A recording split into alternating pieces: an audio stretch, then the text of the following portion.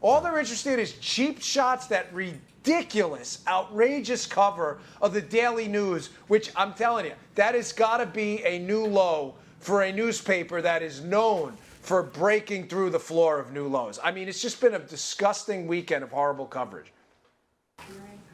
All right, it is, Dan. And so when you look at that Daily News headline and the cover there, trained by the NRA, the backstory here is, and we've been talking about this a lot all morning, one is the NRA did fund the shooting program with some grant money that also went to middle schools and grade schools in the same school district to fund the Eddie Eagle gun safety program. It's all about teaching kids how to be safe around guns. But it says trained by the NRA, as if somehow the NRA plucked this kid off and trained him to be an assassin. The NRA, once they give up the money, we have no say who comes into these programs. And if those reporters at the Daily News really wanted to take a cheap shot, a real cheap shot, call up the school and ask who let them into the program, who let them into the rifle program. That would be a cheap shot move, but it's less of a cheap shot than blaming the NRA for this. I mean, Grant, have you noticed the last 3-4 days of coverage, we've been doing on this tragedy?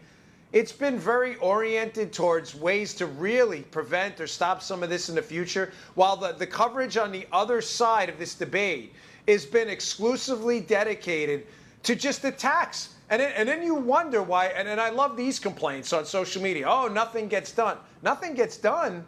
Do you know why nothing gets done? Are you listening?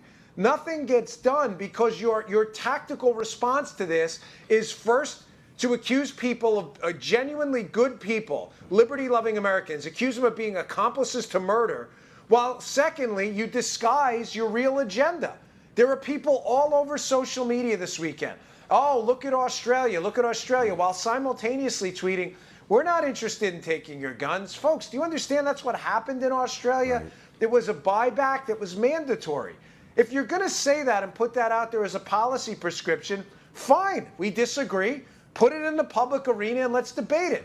But stop saying to intelligent Americans that, oh, that's not our agenda, while all weekend that's all you're tweeting about. Because then you understand how this breeds and sows extensive mistrust. No communication is going to happen if one side thinks the other side is constantly lying. And unfortunately, the left just doesn't want to be honest about what they really want. They want your liberty to be taken away under the guise of some enhanced security, and there's very little evidence that any of that would work. Yeah.